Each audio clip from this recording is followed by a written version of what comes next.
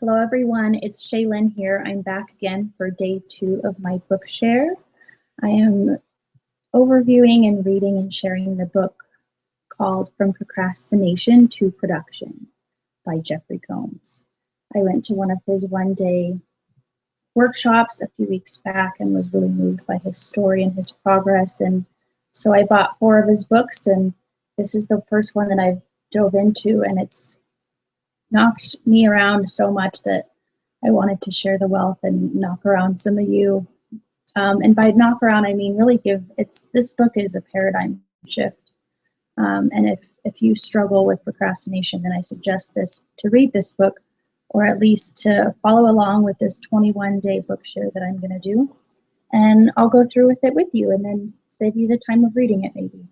I will be honest, this is day 2 of my 21-day book share, but it's actually it's day 4. I didn't do it for a few days, so clearly I'm evidence. I'm not shy. I have a procrastination issue and I'm working through it. So thank you for viewing. I hope to help you work through yours too by sharing this book and just relating and connecting. And I know that I'm not alone in this problem, and you know that you're not. So I'm going to start here. I'm on page 27. It's, I think, the second chapter in, but this is when I noticed the first, because I've already read through it a little bit and I'm going back through and reviewing it. I started underlining, maybe you can't see it, but this is when it really started to stick out there. See lots of underlining. So I'm just going to read some of this with you and talk about why we procrastinate. This page says, let's get realistic. Again, I like the way that Jeffrey writes. There's lots of, because this is heavy topic, and so he breaks it up and allows you time to really let it sink in. So let's see. In 2008, psychologist Shane Owens and his colleagues at Hofstra University demonstrated, that's my dog, Storm. Come here. Let's just get her up here. Come here. You're noisy. You're interrupting. Okay. Sorry about that, guys. This is live. So they, at this Hofstra University, demonstrated that procrastinators who perform implementation commitments were nearly 8 times more likely to follow through on a commitment than those who did not create them. When you become clear and concise in your words and your language, you will begin to exude a sense of silent power. This is known as emotional lethargic energy, or charisma. Others sense when this type of energy permeates you. It's your juice, your drive. It's the inspiration that will carry you through obstacles, challenges, and entrepreneurial seizure. I highlighted that because I would like to think that the natural juice I got going on, that's funny, my juice, is pretty good, but it is being dived into personal development in books like this that really helps me learn more about it and how to share it and how to bring that out in other people. So that's really neat. Just do it. To be productive in life requires understanding and releasing procrastination. Survival often depends on completing simple tasks such as planting and harvesting crops in a timely and effective manner. This is the difference between survival and flourishing, between just getting by and being extremely prosperous.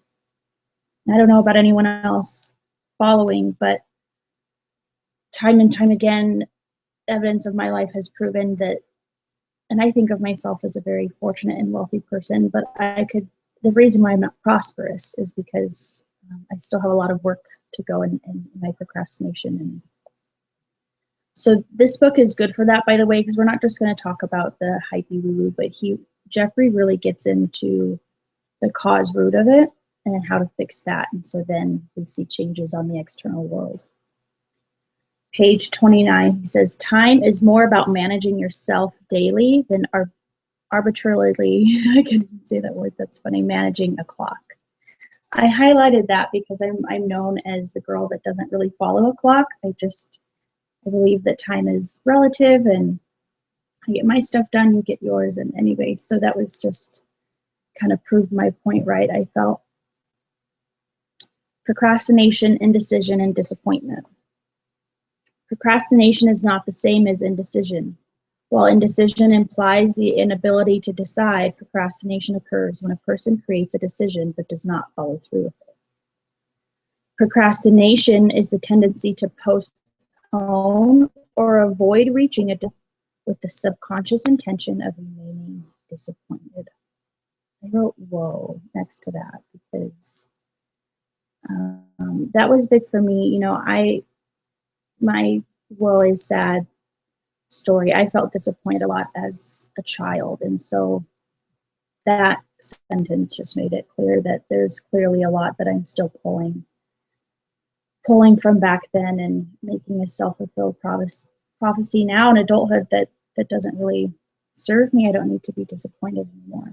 So, and then of course, that's also the definition of insanity, doing the same thing over and over again, expecting a different result. Damn. It's a hard pill to swallow, he says, when you realize that you're addicted to disappointment. That it is. That was a lot harder for me to read the first time, but it says you have good intentions, but you have no decision, no commitment, and so you end up disappointed. Think about how much of today's society is addicted to disappointment. Goals are personal, and they are a lot like beauty. They are held in the eye of the beholder. I really like that one, followed by when a task has value to you, but your behavior does not follow through with action to complete the task, procrastination is occurring. Relatable.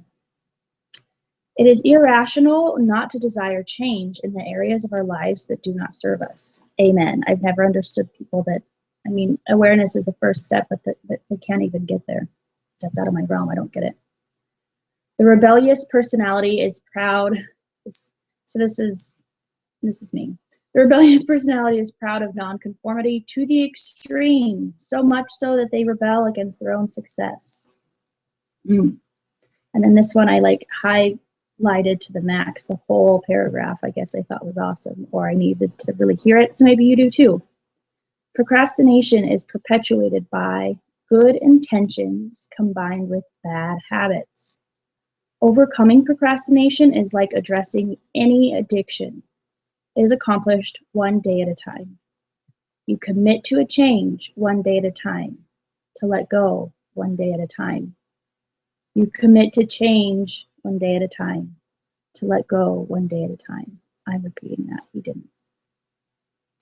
You teach yourself to let go of feelings, events, people, violations, abandonment, situations, and rejection. It can take one day, one block of time, 1 hour, whatever is required for you to release the feelings that create the cause. Remember, it's the cause that creates the effect.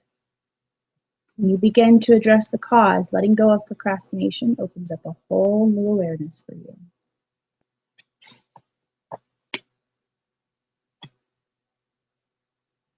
Life imitates business, and business imitates life. If you have bad habits in your life, those habits, unfortunately, will follow you into all of your other endeavors.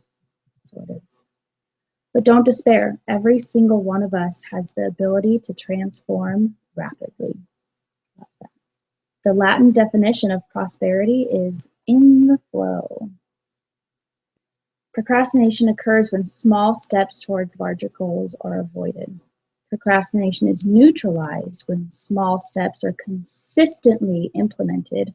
This is day 2 on day 4, whatever, with a greater purpose in mind and a clear, manageable, attainable goal as the desired outcome. To end it here, procrastination is a learned behavior, but certain hardwired personality traits increase the likelihood that a person will assume this behavior. Procrastination is the dance between the brain and the situation.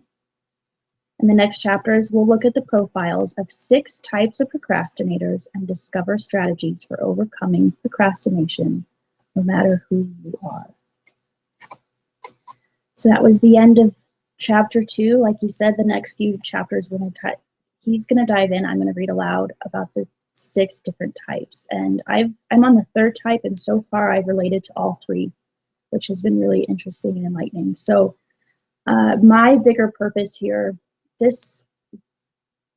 reading this book is helping me, and doing this book share for this book is helping me because it's requiring me to take consistent action, again, for a bigger purpose. And the bigger purpose is that I don't want to procrastinate like I do anymore. And I know that there's other people out there that also don't want to procrastinate from their life anymore. So I hope that by me taking action, yes, I'm helping myself out, and yes, I'm holding myself accountable, and yes, I'm relying on you guys to hold me accountable, but I hope you know that that is a two-way street, and I'll be here to hold you accountable. If you want, reach out to me, connect. If this helped you or if you related to this, please subscribe to the channel, follow along. I can actually do this 21-day, everyday consistency thing. Yeah, come along for the ride. Click below. There's a blog that will have more of my thoughts on this matter and plenty of other. You'll probably see my dog Storm again. I'm going to look different in every single video. Like this morning, I don't have makeup on. I just took her for a walk. It was beautiful. I live in the suburbs near Denver, Colorado, so I like to go. It's easy for me to go spend time in the mountains, so I like to do that pretty often. So yeah, never get attached to the way I look because I'll always look different, but I'm here to do the same mission, and that's to get the heck over my self-sabotage in the way of procrastination. Until next time, guys, which will be tomorrow, peace out.